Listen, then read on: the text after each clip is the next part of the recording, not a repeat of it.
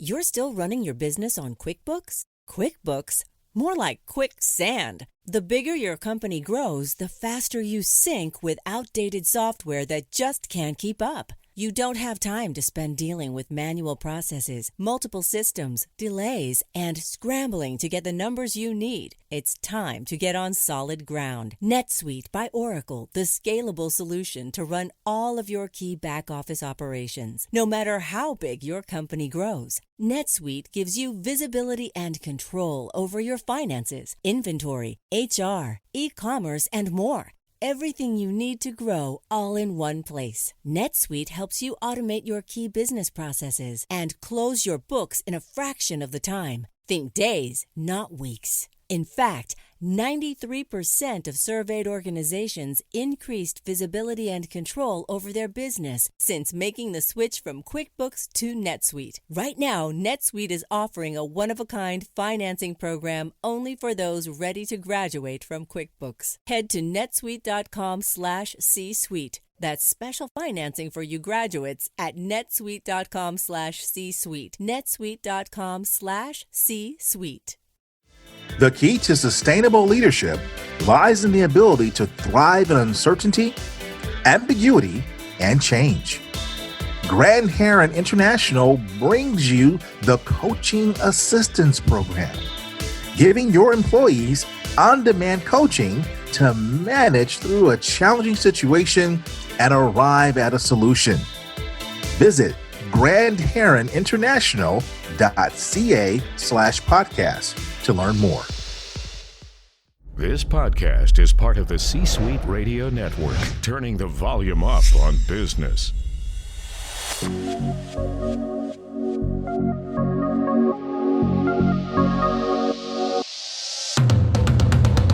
Welcome to the Keep Leading Podcast, a podcast dedicated to promoting leadership development and sharing leadership insights. Here's your host, the Leadership Accelerator, Eddie Turner. Hello, everyone. Welcome to the Keep Leading Podcast, the podcast dedicated to leadership development and insights. I'm your host, Eddie Turner, the Leadership Accelerator. I work with leaders to accelerate performance and drive impact. I do that primarily through the power of executive coaching, masterful facilitation, and motivational speaking. How can organizations attract the best leaders? Sometimes you develop them internally. At other times, organizations have to look outside. But that can often seem like you're simply throwing a dart and it lands anywhere. How can organizations be more targeted in their ability to attract, acquire, and retain great leaders? To answer that question, I've invited a very special guest, a gentleman who I am proud to call my good friend. He is a talent attraction expert. He's also known as the recruiter guy, Bill Humbert. He is in high demand. He is in such high demand for his expertise that he's appeared on regional or national television speaking of the topic of talent attraction and job search over 120 times. Here with me today to explain how we can attract top leadership talent is the recruiter guy, Bill Humbert. Bill, welcome to the Keep Leading Podcast. Thank you so much, Eddie. I'm so happy to be here. This is great. Bill, tell us a little bit more about who you are. Well, I have a good reason to be called recruiter guy. I started recruiting in 1981. So even though I have an English degree, I figured out that was 40 years ago. And part of my passion for recruiting is where else can I attract top talent and give them to companies? Well, I don't really give them, but present them to companies, and they help that company accelerate and become much more profitable. And at the same time, where else can I take somebody who maybe is under a bad manager or is in a company that's not succeeding very well and introduce them to my client and have them just completely blossom in their career. And that's the reason I'm passionate about what it is that I do. And I can tell you're passionate. By the way, I omitted the fact that you've put your knowledge on this topic in a couple of books. Tell us the title of those books. These are on the career search side. Recruiter Guy's Guide, Defining a Job was my first book. My second book was Employee 5.0, Secrets of a Successful Job Search in the New World Order. And right now we're getting really close on the third book, Expect Success, The Science of the Over 50 Career Search. Oh, wow.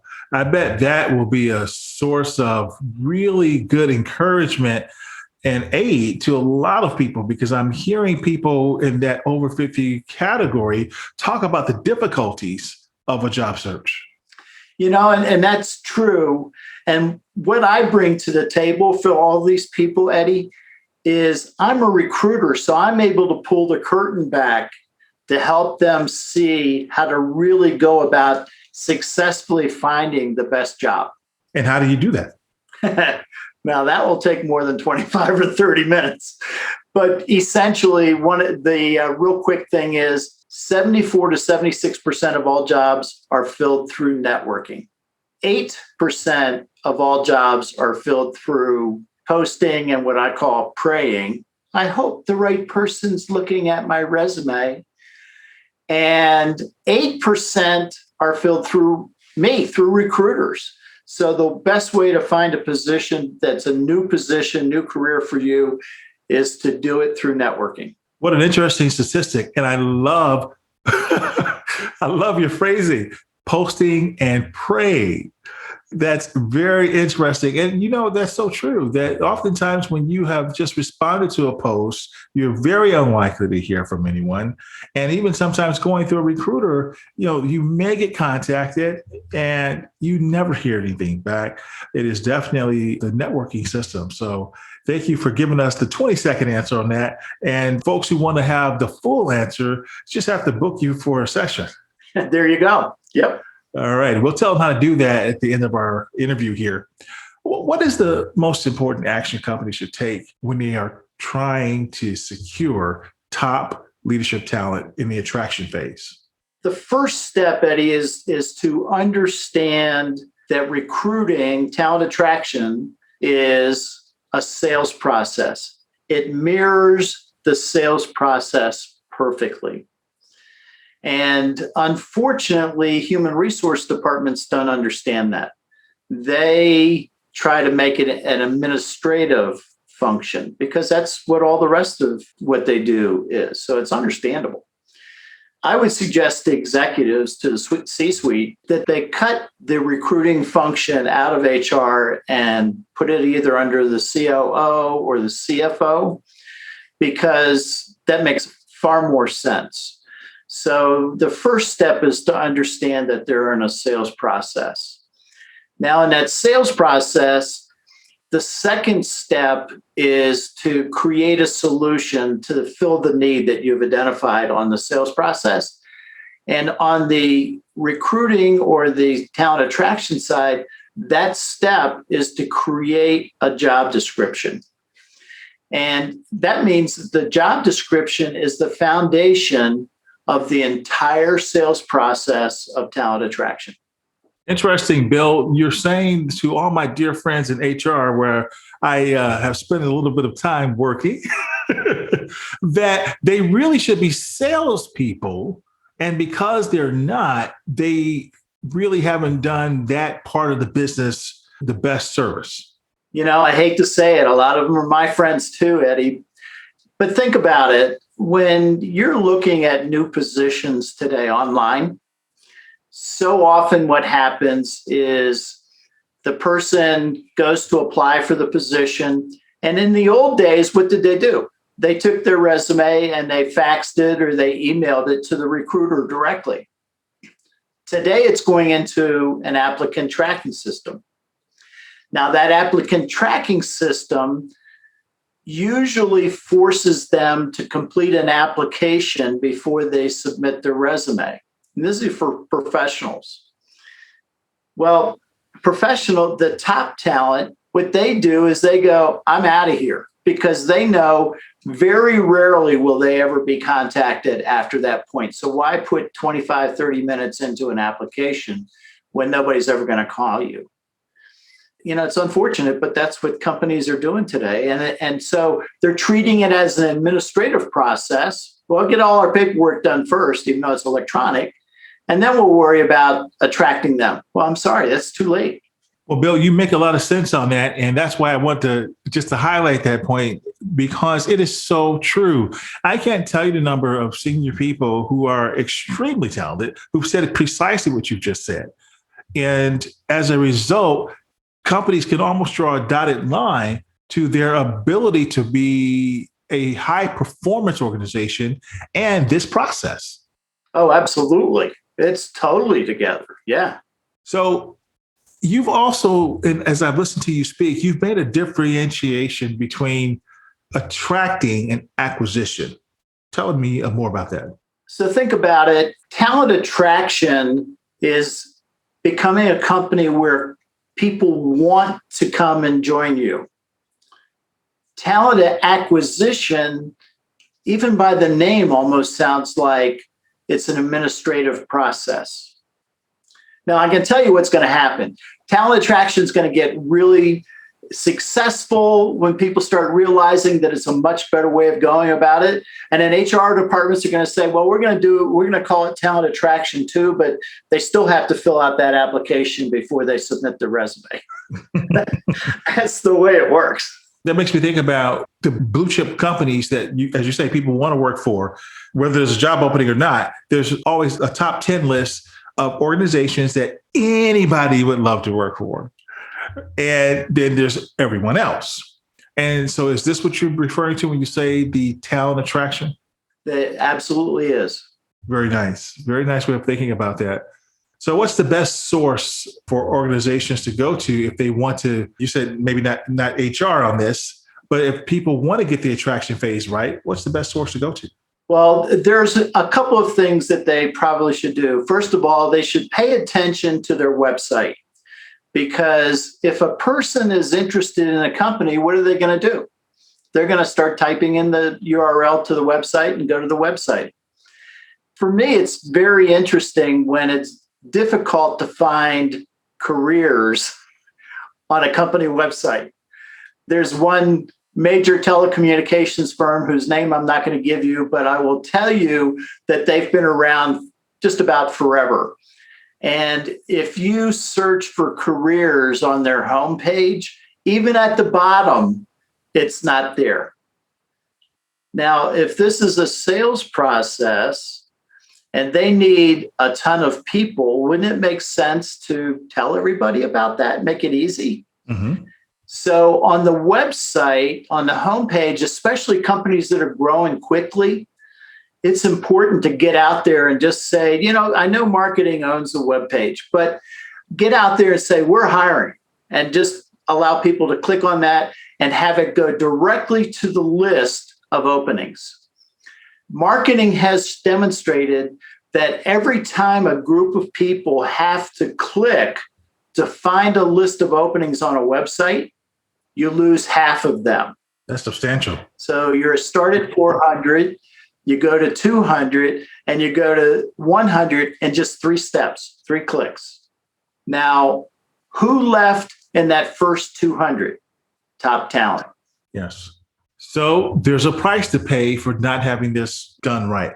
Exactly. How do companies capture the metrics on that? Well, it's easy for the companies that actually track the marketing companies. They can see how many clicks are on for each page, and so they can track it. So truly a case of less is more. True. So make it easy for, if you put careers or you put we're hiring and you make it 1 click to get to that list, you're going to capture a whole lot more of the candidates, and then make it easy for those people to submit their resumes. Make it easy, make it simple, make it quick. Now, that brings our HR friends back into the picture. Are we really hiring the right people in human resources? Since, as you described, much of this tends to just be administrative tasking. Well, when you consider the list of topics that's on the Society for Human Resource Management website, all of them except talent attraction, they call it talent acquisition, are administrative tasks, compensation, benefits, employee relations. You can just go down the list. And so they're hiring the right people for those areas. What they're not doing is they're not hiring sales professionals to be their recruiters or their talent attraction specialists, or whatever. I call them recruiters because that's what I am. All right.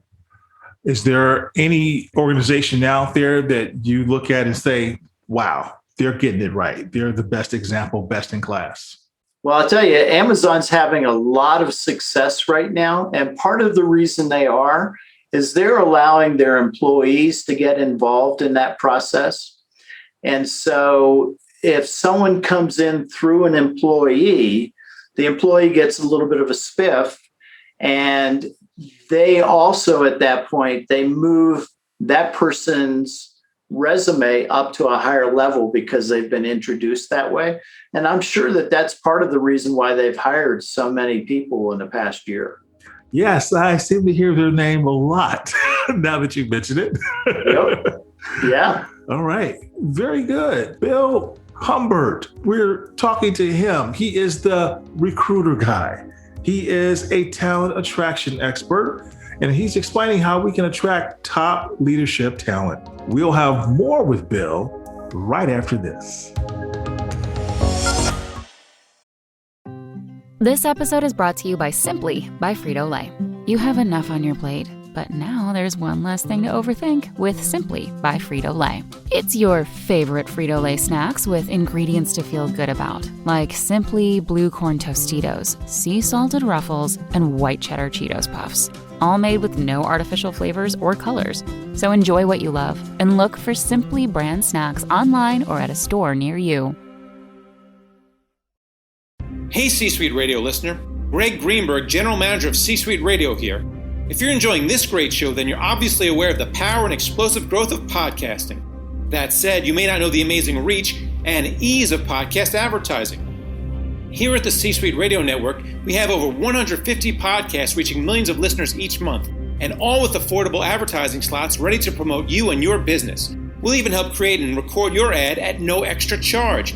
From business to lifestyle to entertainment, we have shows to target your audience. We even have the technology to geo-target ads by state. So why not speak directly to your customers right where they live and on the podcast they love?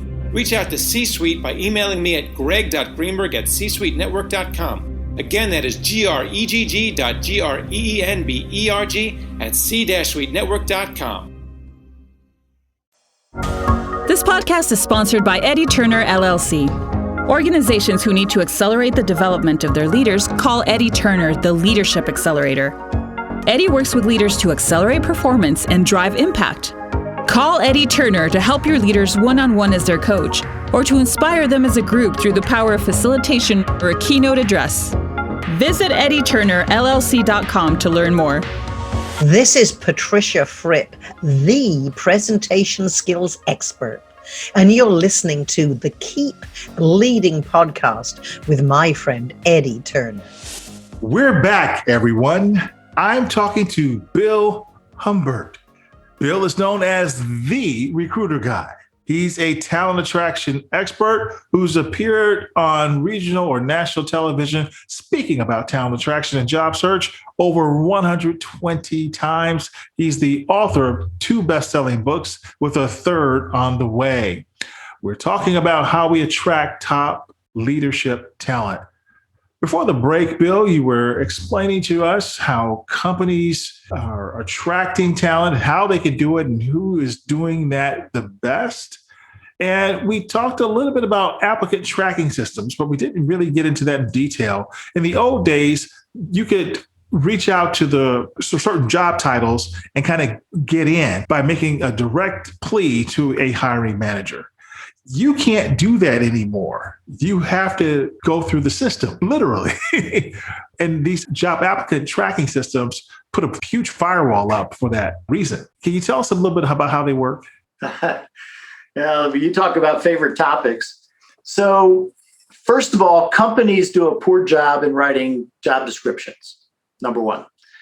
Number two, applicant tracking systems quickly scan a person's resume, and then they measure it against the job description that the applicant tracking system has.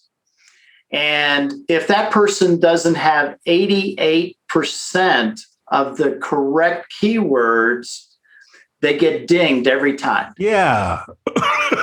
For instance, let's say you graduated from Harvard University with a major that's the right one for this position. You probably would not put high school diploma on your resume. That's my guess. If the job description has the 3 words high school diploma, you get dinged, even though you graduated from Harvard. Yes. Or the fact that you've graduated from Harvard, but it wasn't specifically in the area that they said they want the person, but you have other experience that could account for that. Exactly. And so if the job description is poorly written, even though the person's a perfect fit, they don't match up well, and they don't get selected for an interview. Which is why a lot of people really dislike those systems. Exactly.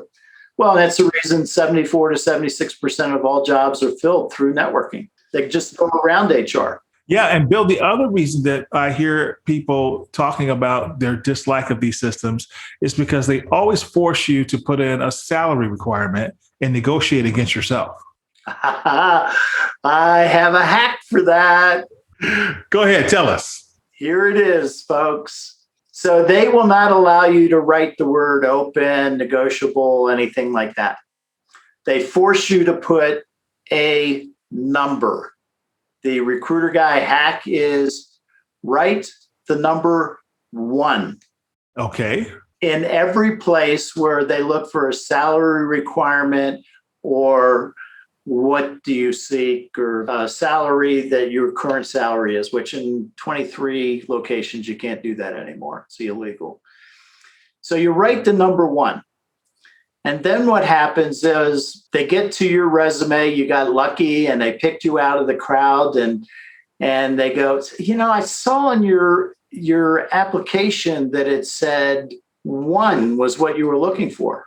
So you play Mickey the Dunce. Okay. And you say, it says 1? I put a number in there. Now, the person that's asking you that question, their hard drive just went on spin. And so you capitalize on that moment and you say, I was just thinking, job descriptions are usually poorly written. And my resume, I wrote to mirror the job description so that you would pick me. Wouldn't you agree that if I liked you and you liked me, we would find some middle ground? But what if they take that as not being totally forthright with them? Well, that's the reason you network.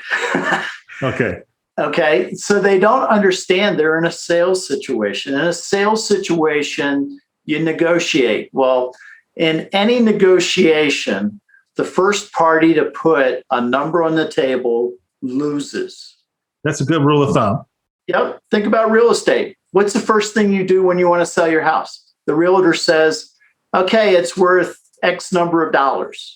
And so you have 4 people come through your house, and unless the real estate market's on fire, which it is in a lot of the US right now, but if it's not on fire, the person goes to the house, yeah, I like it, it doesn't have this, doesn't have that, and I'm going to make an offer less.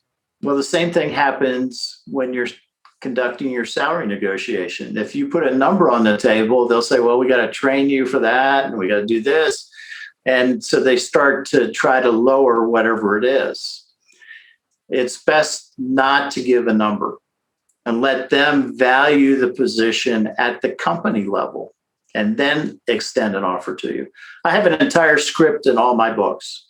Okay. Well, here, ladies and gentlemen, is another reason to pick up Bill's books, which we'll put a link to the books at the end of the recording. You'll have a link to the books on the keepleadingpodcast.com website. Bill, I want to play old school, new school. Okay. Ready? Yep. in the old days, and I say this because I felt like I used to know a little bit about job search, but A, I haven't had a job in 8 years, been working for myself. But B, I haven't had to really keep up with these. But my knowledge on this comes from working with clients and hearing their stories and what we talk about. So old school, new school, reference checks, old school, new school. Well, reference checks have been around forever. And so what happened was a manager, most of these companies were smaller back in the day and they were in smaller communities. And so a manager went to hire Eddie and they'd call somebody they knew that you used to work for and say, hey, I just wanted to find out about Eddie. Can you tell me about his work habits? Is there any areas that you feel he needs improvement? Where did he absolutely star? And, you know a little bit about my company and its area and our culture. Do you think he'd be a fit for the culture? That person's generally going to tell you the truth because they're going to want to make the return phone call when they get somebody that you know. Mm-hmm. Okay. And so what happens is that person gives you the straight scoop. Now, as a recruiter, I've had people say, well, those are all his friends. And I said, well, that's not a good assumption to make, number one. And number two, let me tell you about an experience I had. And this is true. I called a reference one time for a woman. And I could tell she was very good from a technical perspective. And I called her most recent manager.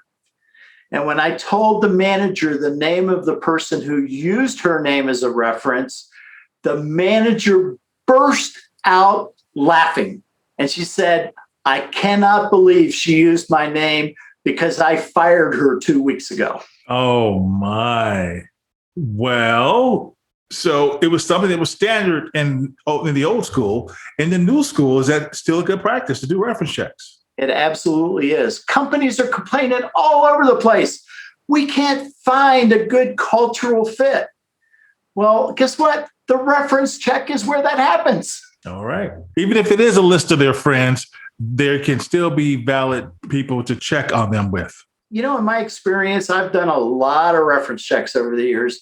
In my experience, if the person who's the reference is a good friend, but they feel that this person is not a good fit for that job, they'll tell you. But you have to ask the right questions. You can't ask, did they work there from such and such to so-and-so? Was their title, da-da-da-da? Are they eligible for rehire? Okay, thank you, and go away. That tells you nothing. All right. Old school, new school. Do I still need a paper resume on nice, fancy paper? Not so much. I mean, it's good to take a nice resume to an interview and give it to whoever's interviewing you. And so from that perspective, I'd say yes, but you don't mail it. Okay. And when we talk about old school, new school, things that used to be the standard and are no longer the standard, what's something that I'm not thinking about? There's such a focus on human resources and them providing resumes. My feeling is, and remember again, I'm a recruiter. My feeling is that managers should be the ones creating shortlists. For instance, the University of Utah, just maybe in the last month, fired their basketball coach. Within 11 days, they had a new basketball coach signed up and ready to start. That means the athletic director, and I know all the athletic directors do this, they keep a short list of top talent that they will go after if they need them. And I believe that that's what all managers should do. Get it out of HR's hands. Keep a list of your own top talent. You can meet them at conferences. You can meet them maybe in a previous company, but you know who it is that you want to put onto your team next. So taking them out of the hands of HR and letting the managers drive that decision making because they know who they need, they know who they want, and they have a better pulse on what's happening. They do. All right. Good. Anything else that I'm not thinking about when we think about the old way things were done and the new way, if we want to be hired or if we want to attract the top leaders? Well, it's always good to network. As a recruiter, that's what I do. That's how I find candidates. I call people and I say, my current client is whatever the name of the company is, and I'm looking for a person with these skills. Who would you recommend that I talk to next? And what I'm doing there is I'm trolling. If I know that person is one that's got all the right skills, I'll talk to them and tell them about the company and what a great company is and the benefits and how their retention of their top talent is so high. And then I'll say, so who do you feel I should speak with next? I take it away from them. And then they go, whoa, what about me? Well, what about me? That's the best way to recruit. All right. Very good.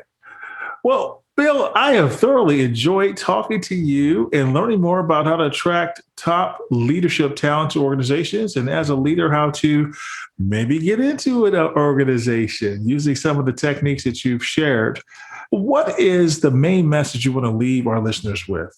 I think it's very important for companies to set goals for the candidates, and that should be part of the job description. So set the 3-month, 6-month, 9-month, and 12-month goals early in the process for that position. I understand that'll tweak over time, but when you do that, now the candidates know exactly what the first year looks like. That's a way for you to then measure during your interviews, create the questions that determines whether the person has the skills, the experience, or the attributes to be successful in that position the first year. That helps you select the right person out of the 4 or 10 interviews that you have. That helps you onboard that person because then the manager talks to them about the goals and says, if there's any place in this where you need help, I'll be happy to help you. And then that helps your retention. You hear companies complaining about, we can't retain people. Well, the problem is companies have gotten away from setting goals properly. And when you set the 3-month, 6-month, 9-month, and 12-month goals, at the end of the year, there is no dart to be thrown on the exceeds or meets expectation dartboard. You know exactly whether they met their goals or they didn't. And so that's what I want to leave everybody. If you want to retain top talent, work with them to set goals, proper goals. And now they've got a track to run on, and they're excited to receive those because very few people do it. Thank you, Bill. And where can my listeners learn more about you? I'm easy. I'm kind of all over the place out there, but the best way to find me is recruiterguy.com. Recruiterguy.com. We'll drop a link in the show notes and people can visit your website, follow you on LinkedIn and Twitter using that location. Thank you for being a guest on the Keep Leading podcast and helping us learn how to attract top leadership talent. That concludes this episode, everyone. I'm Eddie Turner, the Leadership Accelerator, reminding you that leadership is not about our title or our position. Leadership is an activity. Leadership is action. It's not the case of once a leader, always a leader. It's not a garment we put on and take off. We must be a leader at our core and allow it to emanate in all we do. So whatever you're doing, always keep leading. Thank you for listening to your host, Eddie Turner, on the Keep Leading podcast. Please remember to subscribe to the Keep Leading podcast on iTunes or wherever you listen. For more information about Eddie Turner's work, please visit eddieturnerllc.com. Thank you for listening to C-Suite Radio, turning the volume up on business. This podcast is a part of the C-Suite Radio Network.